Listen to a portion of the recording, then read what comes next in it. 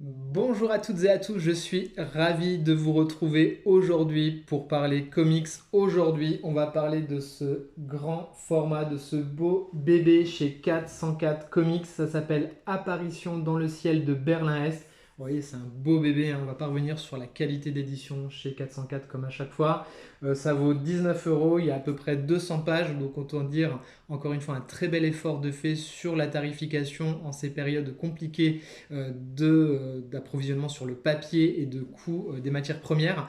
Apparition dans le ciel de Berlin-Est, c'est de la science-fiction en huis clos qui se base bien, sur tout ce qu'on a pu connaître, hein, sur Berlin, avec ce mur qui sépare l'Est et l'Ouest. Donc on part de ce postulat réel et on va être dans une dystopie philosophique et politique quand même plutôt intéressante. Je vais vous pitcher l'histoire rapidement. Tout ça pour vous dire que c'est écrit par Jeff Loveness et dessiné par Lisandro Esteren, et je vous montre en même temps la qualité du dessin sur ces grandes planches comme ça, vous voyez. Donc là, vraiment, le travail éditorial du format des pages joue vraiment son rôle à plein. On va pouvoir se régaler et s'immerger dans ce récit de bien belle manière. L'histoire, c'est quoi? C'est l'histoire de Herring, qui est un espion américain qui est en poste donc à Berlin. Il va être amené à faire une mission en fait de l'autre côté du mur, parce qu'a priori eh bien, les ennemis auraient trouvé une arme assez folle, assez dingue, et il va devoir enquêter sur cette nouvelle arme. Et voilà un petit peu le pitch sans trop vous en révéler, parce que tout ça est un fil ténu finalement pour amener de la réflexion sur plein de thématiques, et notamment la réflexion sur la quête de vérité, la quête de sens. Je vous montre ces pages qui sont absolument époustouflantes. Donc voilà, on est sur un récit vraiment philosophique, un récit extrêmement politique qui va interroger notre capacité à croire, notre capacité en la croyance. Qu'est-ce qu'on croit quand on est un espion, qu'on joue des doubles rôles, des triples rôles? Qu'est-ce qui fait que notre vie est un mensonge? Alors par extrapolation, forcément, vous le savez, hein, la science-fiction, c'est l'art également d'aborder des thématiques extrêmement modernes, placées dans un univers dystopique ou de science-fiction, et de pouvoir comme ça interroger le réel. Et vraiment, Apparition dans le ciel de Berlin-Est, c'est ça qui pose la question aujourd'hui de nos plusieurs identités que l'on a, comment on se forge notre point de vue sur la réalité également, comment on est à la fois manipulé, comment des fois on s'auto-manipule également sur notre quête de sens et notre quête de donner du sens à ce réel qui nous entoure. C'est bien tout ça que va interroger Apparition dans le ciel de Berlin-Est. C'est un récit fort, c'est un récit extrêmement intéressant qui résonne en moi à l'heure des fake news et à l'heure de voilà, où moi je passe les 45 ans aujourd'hui, où je m'interroge sur le monde qui nous entoure.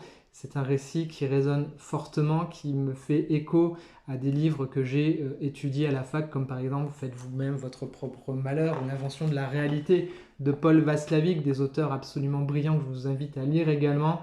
Voilà, c'est un livre qui va vous faire vous poser des questions, qui va vous interroger, qui va vous emmener loin, qui va vous permettre de réfléchir sur vous-même, sur le monde qui nous entoure, à travers une fiction particulièrement intéressante et extrêmement bien dessinée.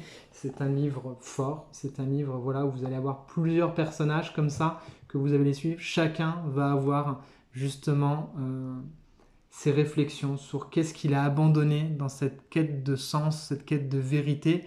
Et derrière cette arme qui est recherchée, il y a bien entendu la question de qu'est-ce que la vérité, hein, vous l'avez compris, elle est centrale dans ce récit-là, et comment elle se bat pour ressurgir, et comment elle fait pour peut-être toujours gagner ou pas. Et vraiment, c'est ça qui est extrêmement intéressant dans ce récit.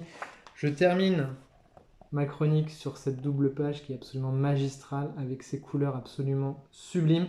C'est un récit, si vous avez aimé par exemple Semence, voilà, vous savez, des titres qui sont extrêmement réflexifs, qui vont vous bousculer, qui vont être dans votre bibliothèque, qui vont vous hanter, et vous allez dire tiens, il faut que je le relise à un moment donné parce que j'ai besoin d'aller chercher du sens, chercher quelque chose qui m'avait touché, marqué.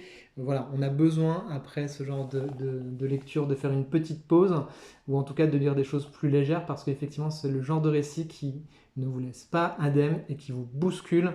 Et c'est ça qu'on aime, c'est ça qui nous fait du bien, c'est de se poser des questions, de réfléchir et de ne pas être fondu dans la masse, à accepter la vérité qu'on nous sert tout cru à la petite cuillère. Voilà, ça s'appelle Apparition dans le ciel de Berlin-Est. C'est une œuvre forte, c'est une œuvre ardue, dense. Ardue, pas dans le sens inaccessible et élitiste, hein, ardue dans le sens où, voilà, en tant que lecteur, vous allez devoir y mettre de vous, de votre réflexion et de votre personne, mais c'est ça qui fait du bien aussi, ça interroge et ça bouscule. Apparition dans le ciel de Berlin-Est, ça vaut 19 euros.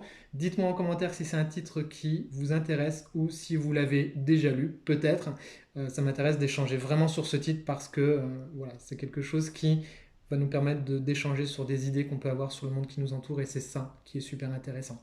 Si vous avez aimé la vidéo, vous pouvez la liker, vous pouvez la partager, vous pouvez la commenter, ça fait super plaisir d'avoir tous vos retours, je suis vraiment ravi de faire des vidéos pour vous, vraiment je me régale et je vous dis à très vite pour de prochaines reviews et d'autres surprises. Bye bye les amis.